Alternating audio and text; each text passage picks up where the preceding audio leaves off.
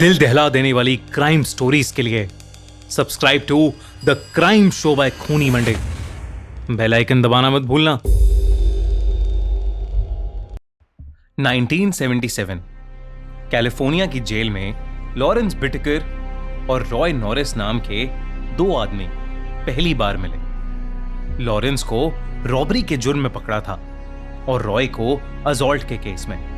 दोनों बहुत जल्दी दोस्त बन गए और दोस्त बनने के बाद उन्हें यह समझ आया कि वो दोनों एक ही तरीके से सोचने वाले लोग थे और एक ही तरह का इंटरेस्ट शेयर करते थे, और वो इंटरेस्ट था टीनेज लड़कियां। जैसे जैसे उनके दिन उस जेल में बीतते जा रहे थे, उनकी दोस्ती और गहरी होती जा रही थी। वो अब डिटेल में प्लान बनाने लगे थे कि वो कैसे लड़कियों को किडनैप करेंगे और फिर उन्हें टॉर्चर करेंगे। जब लॉरेंस के जेल से छूटने की डेट पास आ गई, तब उन दोनों ने डिसाइड किया कि दोनों जेल से निकलने के बाद अपने बनाए हुए प्लान्स को अंजाम देंगे। लॉरेंस जेल से रिहा हो गया और उसके रिहा होने के कुछ महीनों बाद रॉय भी जेल से छूट गया। रॉय जेल जाने से पहले एक इलेक्ट्रिशियन का काम कर रहा था और जेल से छूटने के बाद वो अपनी मॉम के साथ जाकर रहने लगा था और वापस इलेक्ट्रिशियन का काम करने लगा था। एक दिन अचानक से लॉरेंस एक वैन को लेकर रॉय के घर पहुंच गया और उसे याद दिलाने लगा कि उन्होंने जो प्लान्स जेल में बनाए थे वो अब एग्जीक्यूट करने का टाइम आ चुका है। ये प्लान्स क्या थे और उन दोनों ने मिलकर ऐसा कौन सा रोंगटे खड़े कर देने वाला क्राइम किया था, ये जानने से पहले थोड़ा दोनों की साइकोलॉजी समझते हैं। लॉरेंस के पैदा होते ही लॉरेंस की मॉम ने उसे अडॉप्शन के लिए एक ऑर्फनेज में दे दिया था। लॉरेंस बचपन से ही छोटे मोटे क्राइम्स करता रहता था और जब वो एक टीनेजर बना तब उसे एक कार चुराने के मामले में कैलिफोर्निया यूथ सेंटर भेज दिया गया। जब लॉरेंस 19 साल का हुआ तो उसे यूथ सेंटर से रिलीज किया गया। उसके बाद वो क्राइम की दुनिया में पूरी तरह डूब गया। असॉल्ट, चोरी, हेरा फेरी, यही सब करते हुए लॉरेंस अपनी जिंदगी जी रहा था।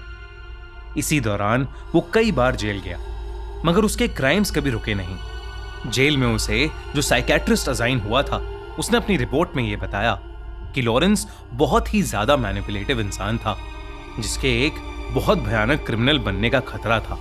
लॉरेंस को लंबी जेल तब हुई जब उसने एक सुपरमार्केट के एम्प्लॉय को चाकू से स्टैब कर दिया था और उस सुपरमार्केट में चोरी करने की कोशिश की थी।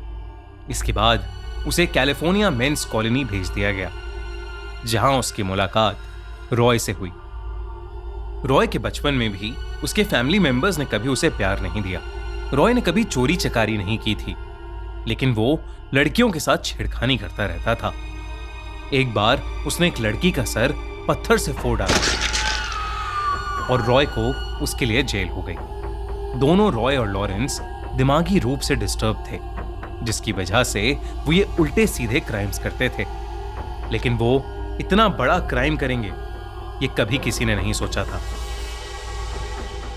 लॉरेंस वैन लेकर तैयार था ताकि दोनों मिलकर टीनेज लड़कियों का फायदा उठा सकें और उसके बाद उन्हें जान से मार सकें।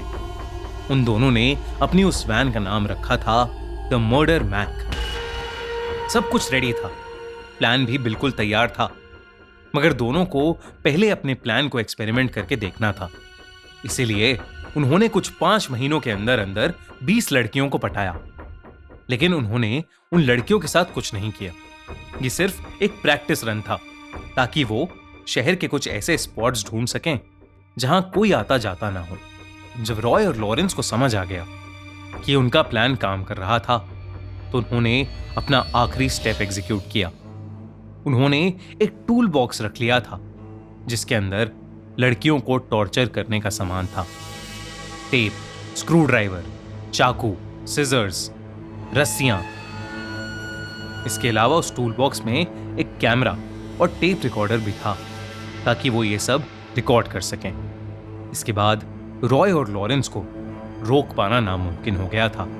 एक के बाद एक वो लड़कियों के साथ दोस्ती करते, उन्हें किसी भी बहाने से अपनी वैन मर्डर मैक में बिठाते और उनके साथ अपने टूल्स से बहुत बुरी तरह टॉर्चर करते। ये सब वो अपने टेप रिकॉर्डर पर रिकॉर्ड करते और अपने पोलोरॉइड कैमरा से उन लड़कियों की फोटोज भी लेते और फिर उन लड़कियों की बॉडीज को पहाड़ों के आसपास फेंक आते थे। हैलोवीन 1979 की रात भी कुछ ऐसा ही हुआ। शर्ली नाम की 16 साल की लड़की वो उस शाम अपनी पार्ट टाइम जॉब खत्म करके अपने दोस्त की पार्टी में जा रही थी, लेकिन फिर उसका मन बदल गया और वो वापस अपने घर वॉक करके जाने लगी। हैलोवीन की रात सब लोग वैसे ही अलग अलग स्केरी कॉस्ट्यूम्स और मास्क पहनकर रोड्स पर बाहर होते हैं। ऐसे में कोई भी मास्क पहनकर आकर आप पर अटैक कर सकता है और आपको अंदाजा भी नहीं लगेगा। ऐसा ही कुछ शर्ली के साथ हुआ। वो एक सुनसान गली से जा रही थी जब उसे लगा कि कोई उसे फॉलो कर रहा है। जब उसने पीछे मुड़कर देखा तो उसके पास एक वैन आकर रुका। उस वैन में एक आदमी मास्क पहने बैठा था। शर्ली डर गई तो उस आदमी ने अपना मास्क उतारा। मास्क के नीचे कोई और नहीं बल्कि लॉरेंस था। शर्ली के रेस्टोरेंट में लॉरेंस कई बार आता जाता था, इसलिए शर्ली उसका चेहरा पहचानती थी। इसलिए जब लॉरेंस ने उसे लिफ्ट ऑफर की तो वो मान गई और उस वैन में चढ़ गई। लॉरेंस और रॉय दोनों ने पहले तो उसके साथ खूब हंसी मजाक किया, लेकिन जैसे ही उसका घर आया रॉय ने गाड़ी मोड़ ली और तब शर्ली को लगा कि कुछ गड़बड़ है। रॉय और लॉरेंस एक सुनसान जगह में गाड़ी को ले गए और फिर उन्होंने शर्ली के साथ भी वही करा जो बाकी लड़कियों के साथ करते थे। उन्होंने उसके साथ जोर जबरदस्ती की, शर्ली को बुरी तरह टॉर्चर किया और उसे मार डाला और फिर उसकी बॉडी को किसी घर के लॉन में फेंककर वहां से चले गए। रॉय अक्सर एक बार में ड्रिंक करने जाता था जहां एक आदमी उसका अच्छा दोस्त बन गया था। उस हैलोवीन की रात रॉय ने शराब के नशे में अपने उस दोस्त को अपने क्राइम्स के बारे में सब कुछ बता दिया। कैसे उसने लॉरेंस के साथ मिलकर उन मासूम लड़कियों की सीरियल किलिंग की थी। रॉय का दोस्त ये सब बातें सुनकर इतना घबरा गया कि उसने ये सब जाकर पुलिस को बता दिया। जब पुलिस को ये सब पता चला तो उन्हें कुछ समय पहले की एक कंप्लेंट याद आई जिसमें एक लड़की ने पुलिस को बताया था कि 2 आदमी वैन में आए थे और वो उसे छेड़ने लगे थे। और फिर जब पुलिस को शर्ली की बॉडी मिली तो उन्हें यकीन हो गया कि उसका मर्डर भी इन्हीं टूल बॉक्स किलर्स ने किया होगा। इसके बाद दोनों को फौरन ढूंढकर अरेस्ट कर लिया गया। लॉरेंस के अपार्टमेंट से कई लड़कियों के कपड़े, ज्वेलरी और उनका सामान बरामद हुआ। वो सारी लड़कियां मिसिंग थीं। पुलिस ने ये सब एविडेंस के तौर पर यूज किया। रॉय नॉरिस ने अपने जुर्म को कबूल कर लिया और वो लॉरेंस के खिलाफ टेस्टिफाई करने को भी तैयार हो गया, जिसकी वजह से उसकी फांसी की सजा को थोड़ा कम कर दिया गया। वहीं दूसरी तरफ लॉरेंस को अपने जुर्म का कोई गिल्ट या रिग्रेट नहीं था। कोर्ट केस चलते हुए वो हर समय बस हंसता रहता और अपने आप को एक सेलिब्रिटी समझता रहता। उसे कोर्ट ने डेथ पेनल्टी दी। जो इस केस का इन्वेस्टिगेटिंग ऑफिसर था उसने टेस्टिफाई किया था कि उसने आज तक लॉरेंस से ज्यादा ट्विस्टेड और घिनौना आदमी कभी नहीं देखा था। यह केस आज तक की हिस्ट्री में सबसे ज्यादा रुथलेस और दिल को हिला देने वाला केस साबित हुआ।